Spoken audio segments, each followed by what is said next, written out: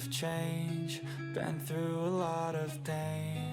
Some things are not Welcome to the show where we tackle the big, terrifying, and soul-crushingly complex issues of our time. Tonight we're diving into U.S. immigration law. What could get you deported under a possible second Trump administration? This isn't just about new arrivals, it affects millions, including green card holders and families who've built lives here. This isn't legal advice. If you're affected, talk to a real immigration attorney. Think of me as the panicked guy on the shore, warning you about the sharks. So let's put on our waders and step into the murky world of deportable offenses.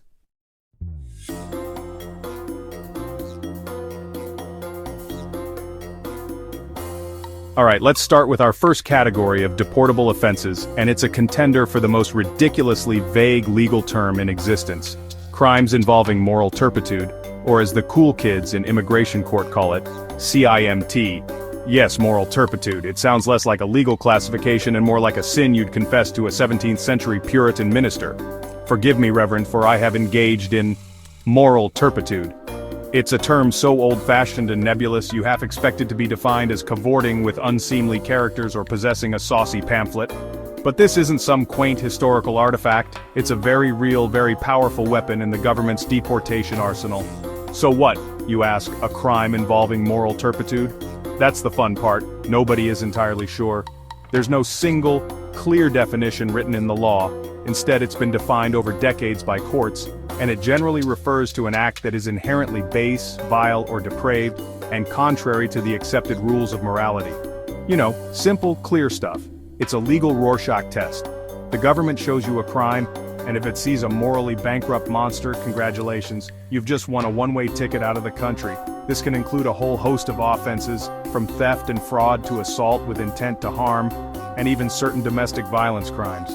The real kicker here isn't just the ambiguity, it's how easily a CIMT can trigger deportation.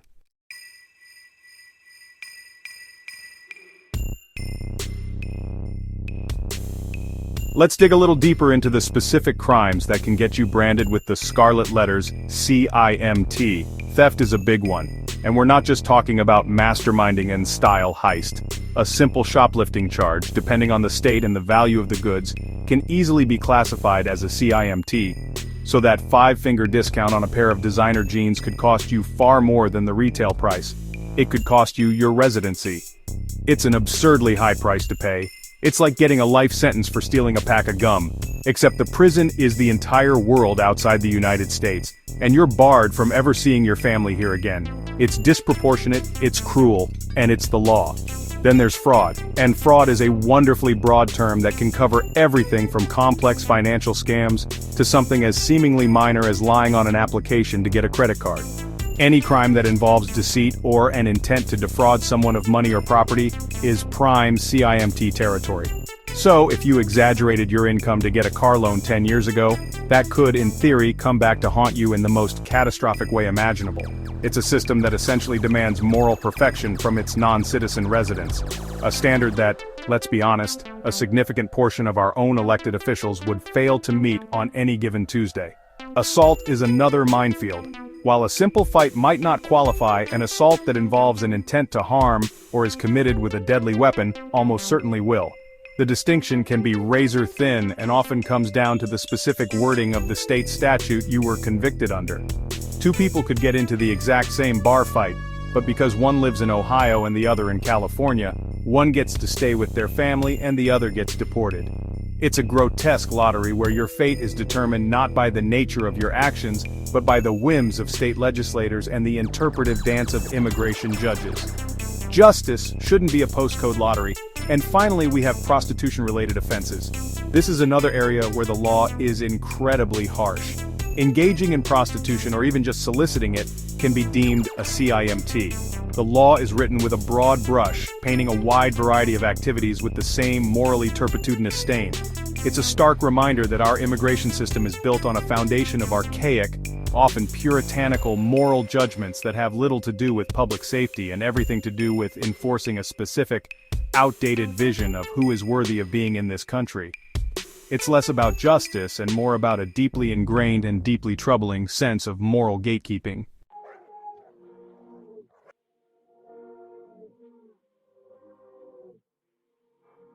If crimes involving moral turpitude are the swamp of immigration law, then aggravated felonies are the fire-breathing Godzilla. This is the most severe category. Lawyers call it the immigration death penalty. A conviction makes deportation almost automatic and strips you of relief. It's a legal black hole. Once you're in, there's no getting out. Even a misdemeanor can count if the federal government says so. You could be deported forever for a minor crime. One day on a sentencing sheet can mean permanent exile from your family.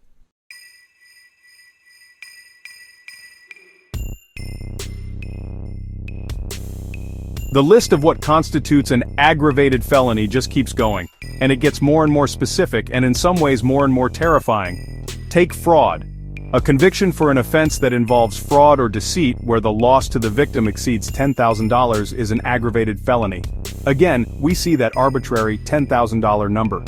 Imagine being a small business owner who makes a stupid, desperate mistake during a downturn, gets convicted of fraud for $10,500, serves probation, pays it all back, and then years later gets a notice from ICE that they are being deported as an aggravated felon. It's a life-destroying consequence for a mistake that the criminal justice system itself may have deemed worthy of a second chance. Then there's the truly stomach-churning crime of producing or distributing child pornography. This is unequivocally an aggravated felony, and there is absolutely no defending it. But the law also includes things like alien smuggling. Now you might be picturing a hardened coyote leading people through the desert for profit, and yes, that's covered. But the statute is written so broadly, it could also apply to a legal resident who drives their undocumented cousin across a border checkpoint. An act of family loyalty or desperation can be twisted by the unforgiving logic of immigration law into a crime that carries the same immigration consequences as murder. The system makes no room for nuance, context, or human compassion. The sheer breadth of this category is the point. It was designed to be a dragnet. Other offenses on this nightmarish list include racketeering, running a prostitution business, espionage, sabotage, and treason. Fine. But it also includes failure to appear in court for a felony charge if you get a 2-year sentence for it, and perjury if you get a 1-year sentence. The system is designed to catch as many people as possible in its unforgiving jaws. It's a legal framework that prioritizes removal above all else, above rehabilitation, above family unity, above basic fairness. It's a machine, and its only function is to deport. The ultimate tragedy of the aggravated felony designation is the finality of it. It slams every door shut. No asylum, no cancellation of removal, no voluntary departure. You are branded permanently as unworthy of remaining in the United States. It doesn't matter if you came here as a baby, served in the US military, or have American children who depend on you. The law looks at your conviction, checks a box, and orders you removed. It is the bluntest instrument in a toolbox already filled with hammers. And under an administration promising mass deportations, it's the weapon we should all be the most worried about.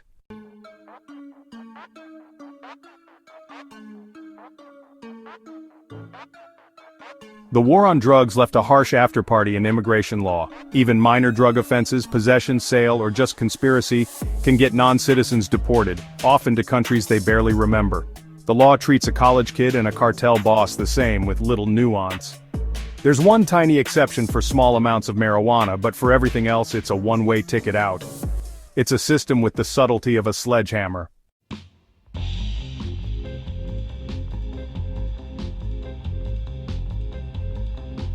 It's not just about getting caught with drugs. The law targets conspiracy. Just talking about a plan can be enough. Even owning a bong or digital scale could be used against you. And the reason to believe clause? An immigration officer can decide you're inadmissible based on a hunch, not a conviction. This creates a system where immigrants' lives can be upended by suspicion alone. You have to be squeaky clean. Good luck with that.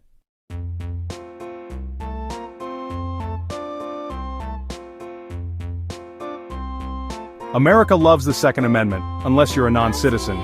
For green card holders, a single firearms conviction can mean deportation, no matter how long you've lived here or how minor the offense. The law doesn't care about your family, your home, or your rehabilitation. One mistake, and it's the immigration equivalent of pressing the big red eject button on your life in the US. It's a legal minefield.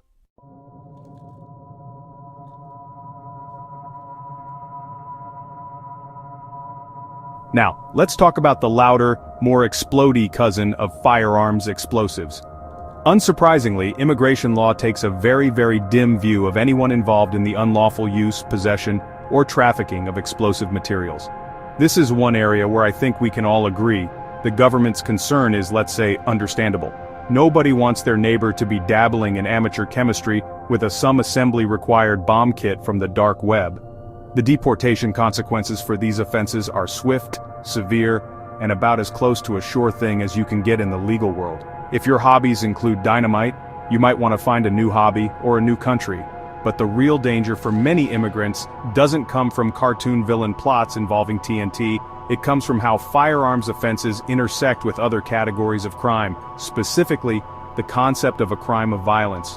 If you use a firearm during a crime that is categorized as violent, it turbocharges the immigration consequences. And what counts as a crime of violence can be shockingly broad. It's not just murder or armed robbery. Depending on the jurisdiction and the specific circumstances, something like a bar fight where a weapon is present, or even making a threat while holding one, could be twisted into a deportable offense. It's a legal amplifier that can turn a misdemeanor into an immigration death sentence. This crime of violence designation is a legal battlefield. Lawyers spend countless hours arguing over whether a specific state law conviction fits the federal definition. The Supreme Court has weighed in on it multiple times, and the definition keeps shifting like sand. This legal uncertainty is a nightmare for immigrants and their lawyers. You could have a conviction from 10 years ago that wasn't considered a deportable offense at the time, but a new court ruling could suddenly change the definition, retroactively making you deportable. It's like finding out the rules of monopoly can be changed mid-game, and you now owe rent on every property you've ever landed on, ever. So, the firearm and explosives category is a double-edged sword. On one hand, you have the obvious serious crimes that everyone agrees should have consequences. But on the other hand, you have these legal tripwires and definitional traps. A non-citizen has to be more than just a law-abiding person. They have to be a legal scholar, constantly aware of how their actions might be interpreted by two different legal systems, criminal and immigration, both of which are looking at them through a different lens. One might see a mistake, while the other sees a reason to end their American life forever. It's a terrifyingly high-stakes game of legal semantics.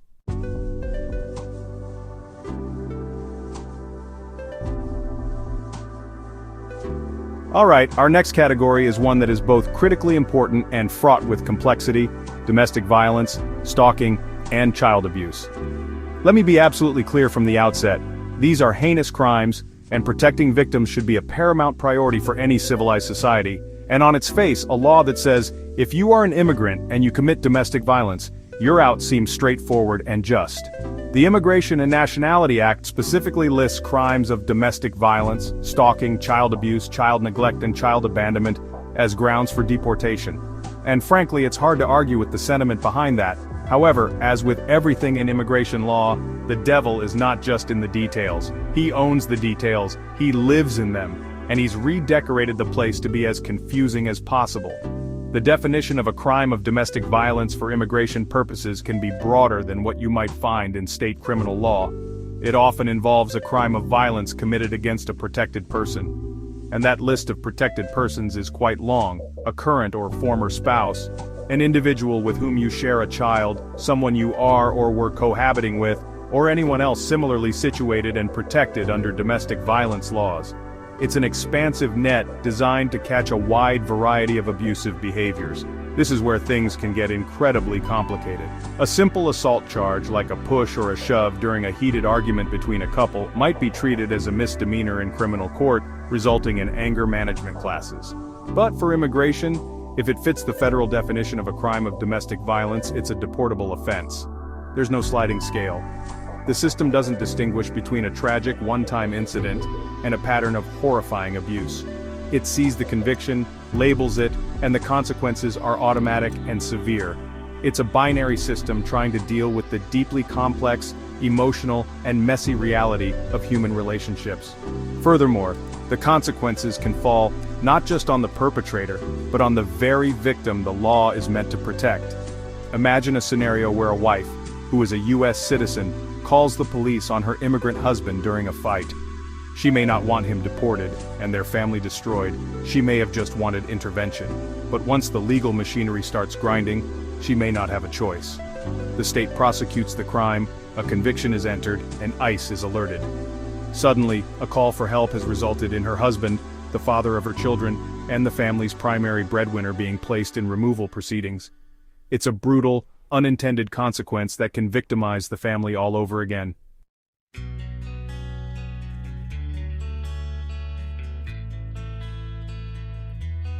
Beyond direct violence, this category also includes stalking, and again, this makes perfect sense. Stalking is a terrifying and psychologically damaging crime, but the legal definition can be tricky. It generally involves a course of conduct that causes fear. But what constitutes a course of conduct? Is it 2 unwanted text messages? 20? What about showing up at someone's workplace? The lines can be blurry, and what one person considers persistent, another might consider harassment.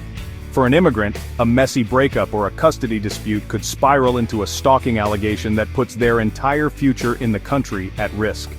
It's another area where intense personal conflicts can trigger devastating immigration outcomes. Then there's child abuse, neglect, and abandonment. These are, without question, reprehensible acts. But neglect in particular can be a culturally and economically sensitive issue. What one culture considers acceptable parenting, another might see as neglect. A struggling low-income parent who has to leave an older child at home to supervise a younger one while they work a night shift could, in a worst-case scenario, face a charge of child neglect. For a citizen, this would be a devastating encounter with Child Protective Services. For an immigrant, it could be that plus a deportation order.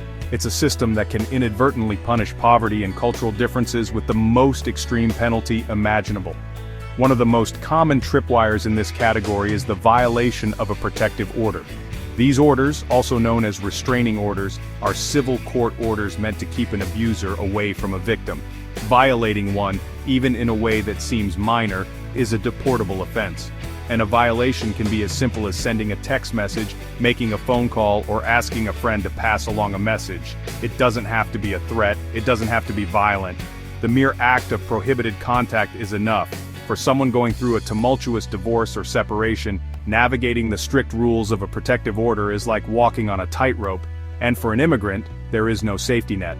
So while the goal of this category of laws is undeniably noble, to protect the vulnerable, its application can be a blunt instrument. It can fail to distinguish between levels of severity, it can have unintended consequences that harm the very families it seeks to protect, and it can ensnare people in deportation proceedings over actions that arise from complex personal disputes rather than clear-cut criminal malice. It's a reminder that even the most well-intentioned laws, when filtered through the unforgiving lens of the immigration system, can become tools of immense and sometimes indiscriminate hardship. It's a legal and moral minefield, and for immigrants, every step must be taken with extreme caution. This is the Tom Clancy section of immigration law: terrorism, espionage, and sabotage. These are crimes against national security, and the consequences are severe. Basically, anything that betrays or undermines the country you want to live in is a very bad look on a visa application. You don't need to be James Bond, just intent to injure the US or help a foreign nation can get you deported. So, if you're thinking of sabotage, espionage, or terrorism, maybe just don't.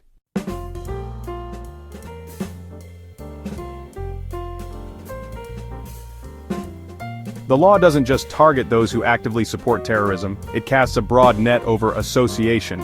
Even being forced to pay a local militia, or unknowingly helping someone, can be seen as material support. The rules are so broad, intent doesn't matter. Victims can be treated as accomplices. It's a legal sledgehammer where a scalpel is needed, leaving no room for context or basic decency. And that should worry everyone. Human smuggling and trafficking, yes, it's a crime and a horrifying one, but immigration law casts a net so wide, it catches not just traffickers but also desperate family members trying to help loved ones cross the border. The law doesn't care if you're a villain or just a mother helping her son. Intent doesn't matter. Commercial or not, you could face deportation. It's a system that bulldozes context and humanity, forcing impossible choices between family and safety. Welcome to America. Just don't help anyone you love get here or you're out.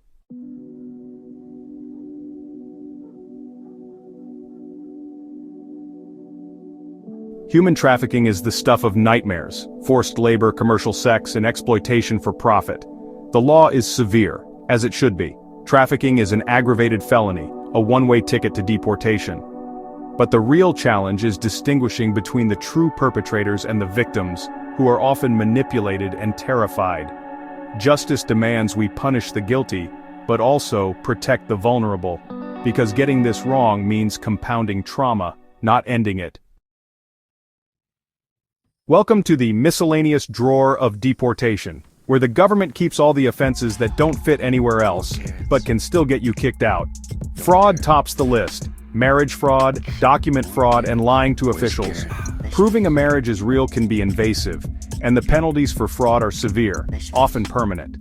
Even desperate acts like using fake documents to work can lead to lifelong consequences. The system is a hammer when sometimes a scalpel, or just common sense, would do.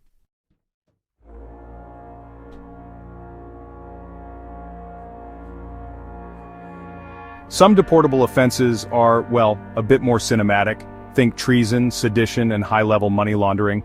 If you're a non-citizen convicted of betraying the US or trying to overthrow the government, deportation is a given. Sedition sounds like something from a history book, but it's still on the books, and still a deportable offense. High-level money laundering? That's the kind of thing that lands you in a Netflix documentary, and on a fast track out of the country. It's a one-size-fits-all system, lumping the truly dangerous with the merely desperate, and that's what makes it so unjust.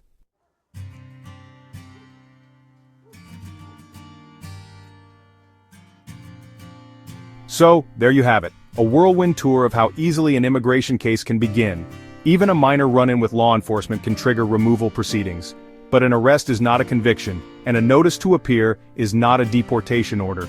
There are forms of relief, but the system is complex. If you or someone you know faces charges, speak to a qualified immigration attorney. Knowledge is your first line of defense. Stay informed, stay vigilant, and support those defending immigrants' rights.